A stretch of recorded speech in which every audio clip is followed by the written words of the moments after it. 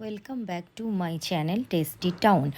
আজকে আমি নিয়ে চলে এসেছি চিকেনের একটা বিশেষ রান্না, চিকেন চাপ, সহজ পদ্ধতিতে, যেটা বিরিয়ানির সাইড ডিশ হিসেবে আমরা সকলে খেয়ে থাকি।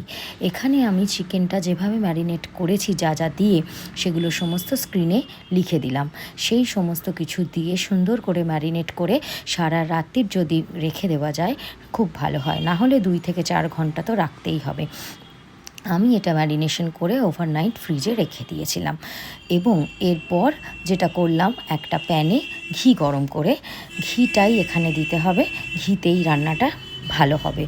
সেখানে ম্যারিনেশন থেকে ছাড়িয়ে ছাড়িয়ে চিকেনগুলো নিয়ে হালকা করে প্রথমে ভেজে নিতে হবে এবং তারপরে আমি ম্যারিনেশনে হালকা ভাজার পরে ম্যারিনেশনের এক্সট্রা জিনিসটা, সেটা গ্রেভিটা দিয়ে দিতে হবে।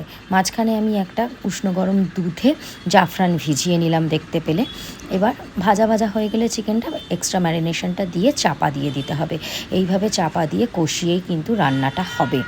এরপর আমি ওই জাফরান গোলা জলটা দুধটা দিয়ে দিলাম এবং সঙ্গে কিন্তু কেওড়ার জল আর গোলাপ জলটা অ্যাড করলাম, করে আবার চাপা দিলাম। তেল ছাড়া ছাড়া হয়ে গেলেই রান্না কিন্তু রেডি, চিকেন চাপ। পরোটার সঙ্গেও কিন্তু দারুণ লাগবে।